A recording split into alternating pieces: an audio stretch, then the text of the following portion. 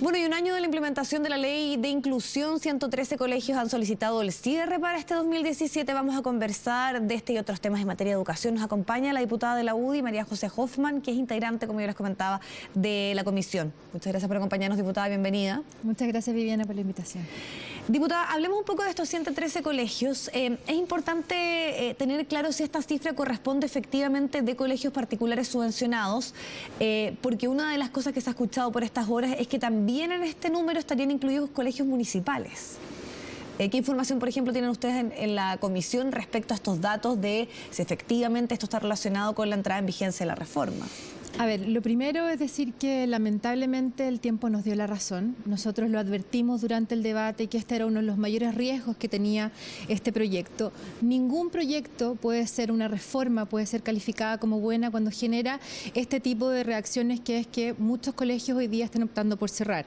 Los datos que hemos tenido en la comisión, la verdad es que son bastante precarios, porque por una parte, y en ese sentido sí tiene razón el Ministerio, esta es una reforma que se está aplicando y los plazos han ido cambiando. Entonces, la información que nosotros manejamos hoy día es que hay al menos 113 colegios que ya han anunciado su cierre y más de 100 que se han transformado de colegio a colegios particulares pagados. Pero la preocupación más importante, Viviana, es que este plazo es en una primera etapa hasta junio y luego hasta diciembre, y hay más de 4.000 colegios que hoy día tienen que tomar la decisión de si cierran o de si siguen en el fondo llevando a cabo sus proyectos educacionales. Y esto responde básicamente a que la esencia de este proyecto es la desconfianza de los padres y de los profesores. Y nos parece lamentable porque hoy día vamos a tener a decenas de miles de estudiantes que se van a quedar sin su establecimiento educacional, proyectos educativos de calidad, muchos de ellos. Nosotros no tenemos la información que recibimos bastante escueta, no sabemos ni de qué comunas son, ni realmente cuántos han sido hasta ahora, y es lo que hemos solicitado, la UDI ya ha pedido como bancada, poder tener acceso a saber dónde, en qué zonas están, porque hay que saber qué pasa con la oferta también municipal en esos otros establecimientos. Pero la verdad es que es una mala noticia y yo creo que el ministro Izaguirre está cumpliendo su promesa de quitarle los patines a los niños. Porque en el día de hoy también Andrés Palma, que es el secretario ejecutivo de esta reforma, planteó que esto está dentro de los promedios de lo que ocurre año a año, y además también plantea que aquí, claro, el otro argumento era lo que yo le planteaba, que aquí también se estaría incluyendo el tema de colegios municipales, por lo tanto no se podría atribuir directamente este cierre a la reforma. Yo creo que sería bueno que el encargado de la reforma transparentara todas las cifras, y es evidente que aunque se cierre un colegio, la reforma no es buena y no es positiva. Sabemos los problemas que han tenido los sostenedores. Este es solo un problema de los que han tenido los sostenedores durante este año lleno de incertidumbre.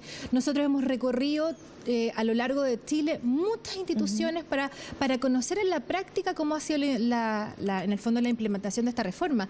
Pero es evidente en la fijación de los criterios a través de la subvención, cuando tú no reemplazas, quieres quitar el copago, pero no lo reemplazas al tiro porque no hay cómo hacerlo.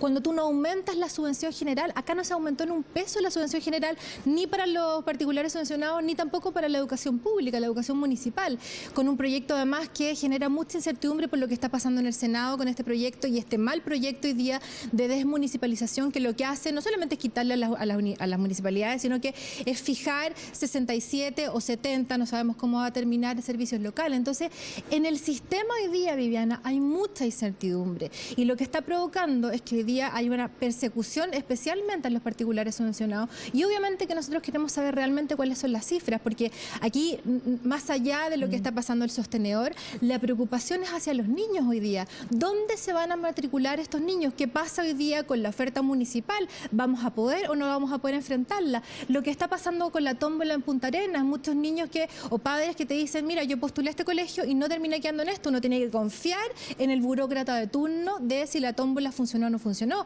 Niños que postulan unos hermanos a un colegio y los hermanos tienen que postular a otro. Entonces, tiene una serie de efectos que está basado en la desconfianza principalmente a los padres. Acuérdese usted que decía el ministro Izaguirre, decía que aquí los padres que se cambiaban del municipal al particular pagado lo hacían, o al particular subvencionado, lo hacían solamente por arribistas, y yo creo que eso te revela lo que está detrás de esta mala reforma, que nosotros desde Chile Vamos estamos también preparando una propuesta para poder corregir esta mala reforma.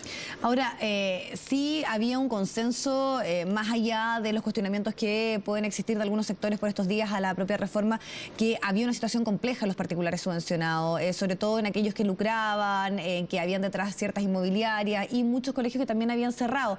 ¿Qué pasa con esos aspectos que fueron precisamente los que pusieron la atención en este tipo de educación? ¿Y cómo se puede avanzar precisamente en poder paliar ese déficit o ese punto que finalmente ahí también había un cierto consenso, pero también teniendo en cuenta esta otra preocupación que tiene que ver con algunos colegios que no toman una definición respecto si quieren ser o no personas jurídicas sin fines de lucro o si pasan a ser particulares pagados, que es la otra opción que tienen? Mira, este es un proyecto que en el fondo cuestionaba la propiedad del colegio más que la calidad. Y efectivamente, cuando estás frente a una institución que no entrega calidad y que además abusa, porque hay excepciones también, pero yo te puedo asegurar que la gran mayoría de los sostenedores, el 80% son profesores. No estamos hablando de personas que lucren de una forma monstruosa, son profesores, que muchos de ellos tienen hipotecadas sus casas, sus pocas o muchas propiedades, pero al servicio de este proyecto, que es el sueño de ellos. Entonces, el cuestionamiento permanente hacia los sostenedores, que en su gran mayoría han sido profesores. Los casos de abuso, estamos todos de acuerdo que hay que corregirlo, pero yo me atrevo a decir que son bastante excepcionales, porque aquí hay un tema de fondo, que fue este gran eslogan del fin al lucro. O sea, ¿cuál es el problema, el conflicto moral? Que una persona, un sostenedor, en su gran mayoría profesor, que sueña con un proyecto educativo, pueda recibir una justa retribución. Eso es lo que se ha cuestionado hoy día, y este proyecto lo que hace es fijar todo, es no permitir la diversidad, es no permitir la libertad de enseñanza. Entonces, por una excepción que existe, lo que debimos haber hecho es haber corregido eso y tener una superintendencia que estaba recién funcionando, que actúe, que cierre mal los colegios, pero un buen colegio que entrega calidad no tiene por qué cerrar hoy día. Y hoy día los profesores y los sostenedores y las familias de esos colegios han estado amenazados durante los 2 últimos años. Yo voy a colegios hoy día, yo en Viña del Mar, en La Reina, a recorrer junto con Jaime Belolio, con Romildo Gutiérrez, con el Rojo Edgar, que hemos estado en terreno, porque este fue el proyecto donde nace esta oposición social, y uno recorre y ve a directores con los ojos llorosos que te dicen: yo ya no puedo estar en la sala de clases porque tengo que estar tratando de descubrir, porque el gobierno dice una cosa un día, otro día otra. Se demoraron más de 2 años en los reglamentos, que son las bajadas que tiene la ley. Entonces, el retraso, la incertidumbre, la persecución, lo que ha generado es el ambiente que estamos teniendo hoy día.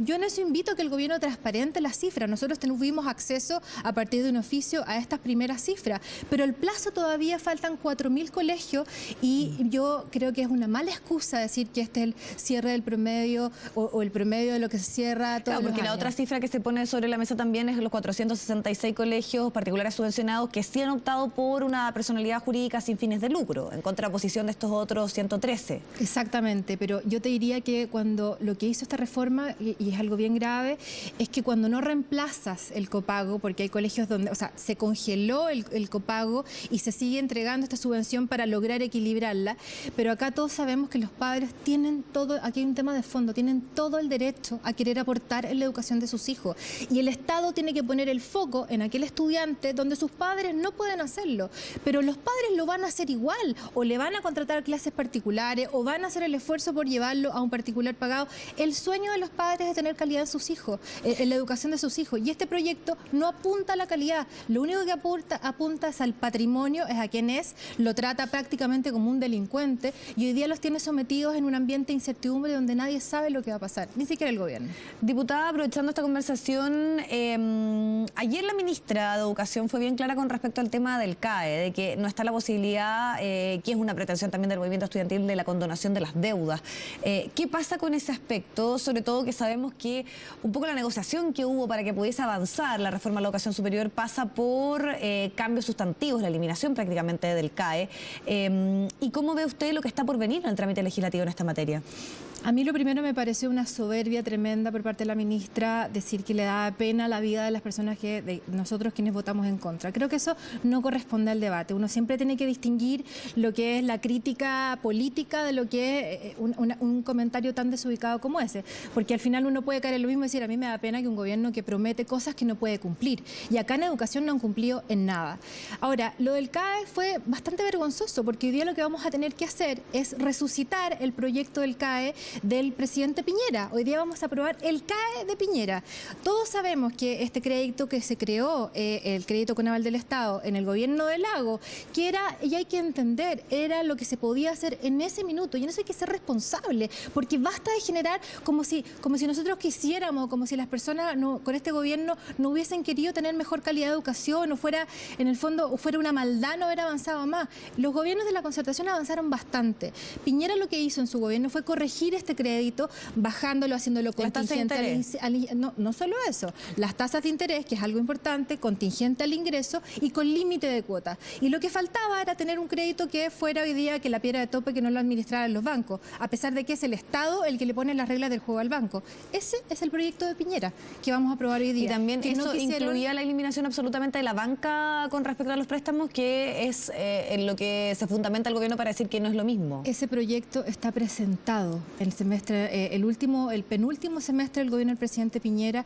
Es un debate, a mí me parece irrelevante que lo administre, porque creo que lo importante es que en el fondo tengan una tasa de retorno y que sea justo para los estudiantes. Si el problema son los bancos, ok, saquemos los bancos, pero acá lo importante es tener un crédito que sea justo. ¿Estaba en los bancos? El proyecto estaba así y es parte también de la reforma, pero el problema era, Viviana, que llevaba la firma el presidente Piñera, y en eso el sesgo ideológico puede más, porque hoy día la excusa de por qué Camila Vallejo y en el fondo Giorgio Jackson se dan esta voltereta olímpica es precisamente este punto donde no hay ninguna diferencia con nosotros. Esto podría haber sido presentado en el mismo proyecto de ley. Diputada, y planteando ese mismo argumento, hace algunas semanas conversábamos con los rectores, si no me equivoco, el rector Solesi, para ser bien claro, y decía precisamente lo contrario. Decía, yo le pido a la oposición que apruebe, porque todo esto ya había un cierto acuerdo y un cierto consenso precisamente bajo el gobierno de Sebastián Piñera en estas materias que son las mismas que estamos ahora abordando acá en la reforma educacional superior. Por lo tanto, él también hace ese cuestionamiento para el otro lado, podríamos decirlo.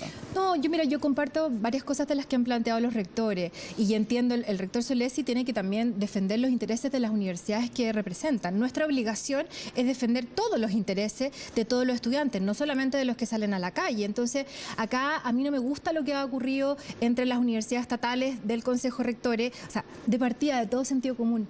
El Consejo Rectores, solo con 25 universidades, unas estatales y otras privadas, no debiera seguir existiendo. Debiera existir hoy día un consejo que regulara a todas las universidades. Entonces, ya bueno, eso no viene en el proyecto, pero son cosas de sentido común. Y a mí a ellos lo que les molesta es que vayan recursos a universidades privadas. Y acá el tema no pasa por ahí. El tema pasa porque los recursos vayan donde están los estudiantes que lo necesitan, y que en libertad vean si deciden entrar a la Universidad Mayor, a la Universidad Diego Portales, que son universidades de excelencia, a la Universidad de Chile, a la Universidad Católica. Y hoy día lo que vemos es que este proyecto, porque en el fondo a ellos les molesta que vayan esos recursos hacia allá, pero lo que hemos visto también es que la gratuidad no se ha cumplido, y ha sido un verdadero cacho para las universidades tener hoy día la gratuidad. El déficit que ha generado la Diego Portales de más de 4.000 millones, en la Universidad de Chile es más de 2.000 millones. Y lo que están esperando, lo que hace este proyecto, es que cada interlocutor vaya a arreglar su propio problema contra el ministerio. Y eso es nefasto. Sea el gobierno de quien sea, no es positivo que sea un burócrata de turno el que termine regulando si les pagan o no les pagan la deuda. El proyecto de educación superior tiene ciertos aspectos positivos, pero tampoco ha sido bueno. Pero lo que nos preocupa hoy día es poder corregir y que ningún buen colegio se cierre. Y eso es lo que hemos pedido la información para saber bien dónde están aquellos colegios que hoy día han anunciado lamentablemente su cierre. Y yo le puedo asegurar, he visto en terreno la honestidad con que trabajan miles de sostenedores a lo largo de Chile, y sobre todo el deseo de los padres de querer elegir, Viviana. Diputada, le agradecemos muchísimo su tiempo para hablar de este tema. Muchas gracias.